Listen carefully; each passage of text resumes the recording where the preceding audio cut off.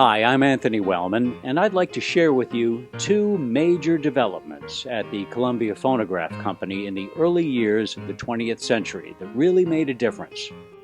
Now, at the dawn of the 20th century, all phonographs, talking machines, graphophones, whatever you called them, had two things in common. Number one, they all had a large horn of one size or another, but large enough to amplify the sound so that people could enjoy it in a room. They'd be anywhere from 14 inches to 50 inches or so, depending on the use. It was the only way to amplify the sound. But it was a little cumbersome, as you can imagine. People kept bumping into them in their homes, and it took up a fair amount of space. The other thing was that all records pretty much were, or the dominant records that which were being enjoyed, were shaped like this. They were cylinders, and they were made of a waxy type substance, which was very delicate. It was very easy to break them. They also only contained a single selection, one song, and that song was limited to about 2 minutes. So there are two limitations to these two things. What really changed these two things was, number one, a man named Emil Berliner, who created and really developed a flat record, a disc record, that was very durable and which required much less space to store, and compared to the wax records, was much less prone to breakage.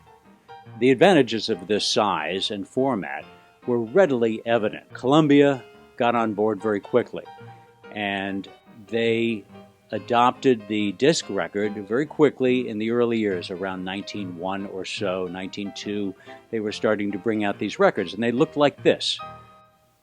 They came in different sizes, but they were made of a shellac-type compound, so they were pretty durable. But like the cylinder records, they only contained a song on one side. So the disc record continued the tradition of, at first, of one song per record sold, and people were happy with that for a while. But people were delighted that these records took up little space, they didn't break as easily, and very often they were louder and clearer than the cylinders they had known. From the public's point of view, the records were good and loud, and this was important in an era when records weren't as loud as we're used to nowadays. Columbia also created a range of graphophones, disc graphophones they called them, that played these records, and we have one right here. This was the model AH, and this one dates to about 1903. As you can see, it has a fairly large horn on it, so it took up about the same space as a cylinder phonograph of that time. And actually, that sold pretty well. They brought it out around 1901, 1902. This model is from 1903. It sold for about $30, which was quite affordable for most people in the middle class. It used the new technology of the disc record. It was quite successful. The second major development in the early years of the 20th century was the elimination of the horn. And they didn't do that with amplifiers, as we have nowadays, and speakers. They did it by concealing the horn in the cabinet of the machine. And we have here one of Columbia's most successful machines. As you can see, this opens up. Where's the horn, you say? The horn is contained inside the cabinet itself. So the sound goes from the tone arm down into the cabinet, and it folds within the cabinet and comes out the front. And as you can see here, this is where the horn opens up for the sound. And these doors regulated the sound volume. If you wanted it good and as loud as possible, you'd open them wide like this. If you wanted it soft in a small room, you didn't want it too loud, you would close the doors completely or partially. You could also close the cabinet while you were playing it, and that fully reduced a lot of the hiss that some of these records had. So what you had here was a real hit. The public loved it. It looked like a piece of furniture. It didn't look like a piece of plumbing that people were used to. No longer was there a big horn that people were bumping into and found difficult to manage and handle. It was all neatly contained in a little tabletop unit like this. As a matter of fact, this was called the Favorite because it was the most popular tabletop graphonola that Columbia produced, and they sold thousands of them. This was produced probably during the first year of the Favorite, and we know that because the sound modifying doors that you see on the front here actually only lasted very briefly. It was a technology probably patented by the competition, the Victor Talking Machine Company, and no doubt they found out that Columbia was doing this and said, no, no, no, the sound modifying doors are ours. So later models of this machine had louvers, like blinds on a window that would open and close to do the same thing. But this was about 1911. So that was the first big thing in the early years of the 20th century, the development of an internal horn machine.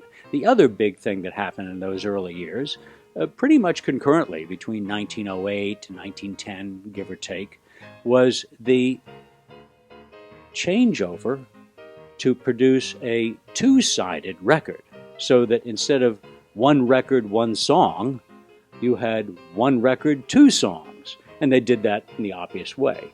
They did it by putting sound on both sides of the record. Needless to say, it was very popular and instantly a big hit. It was also a little more economical. So you had a record which took up less storage space than a cylinder and contained twice as much music as a cylinder. And so it was a big deal, and it really changed the industry. Single-sided records continued in one form or another for a number of years, but it was never quite the same. People expected 2 songs per record now. And in order to promote that new double-sided record, Columbia brought out, about 1910, a demonstration disc where the announcer extolled the virtues of 1 record, 2 songs on it, sound on both sides. But let's take a look at this graphonola and see how it worked while demonstrating the demonstration disc that Columbia issued about 1910.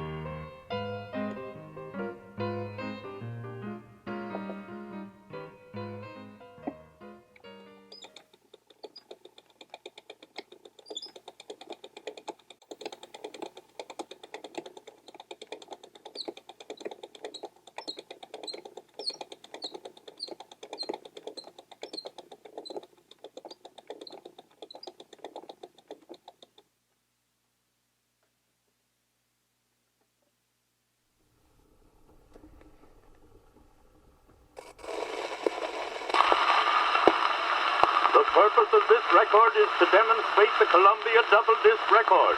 It is not offered for sale. Columbia Double Disc Record. Music on both sides, a different selection on each side. 2 records at a few cents above the price of 1. They may be played on any disc machine, the Columbia Graphophone or the Victor Talking Machine. And they give you double value for your money, plain as daylight. The music of Columbia Double Disc Records is the music itself. Not merely our idea of what we can make the people think music ought to be. You are assured of as perfect a record on each side of the disc as you ever bought before under any name at any price. Perfect in surface, perfect in tone, and extraordinary in durability. The Columbia Double Disc Record will unfailingly outwear any other disc record. This statement has been proved over and over again, and it is easy enough for you to prove it for yourself. The Columbia process of recording has developed, especially during the last 2 years, produces a naturalness and roundness and perfection of tone that is positively unequaled in any other. The singing voice, as recorded in the Columbia Laboratory, is the living voice of the artist, clear, flawless, and natural. And from the simple brassy note of the bugle to the delicate tone shading of the violin,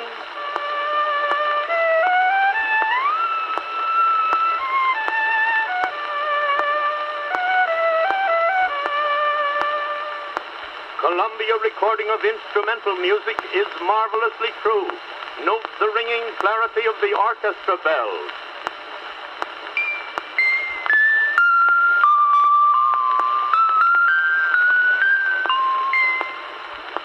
The pure golden tone of the cornet.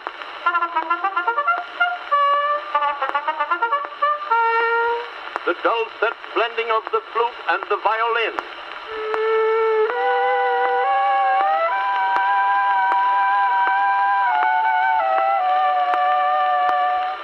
The bird-like warble of the piccolo.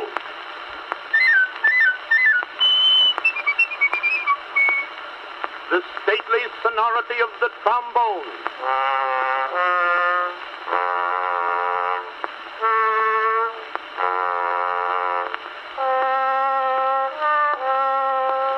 The reedy sweetness of the clarinet.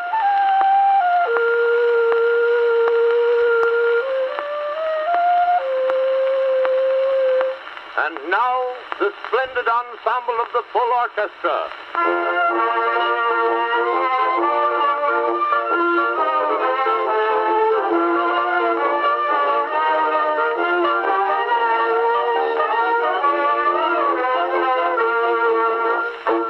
Columbia double disc record.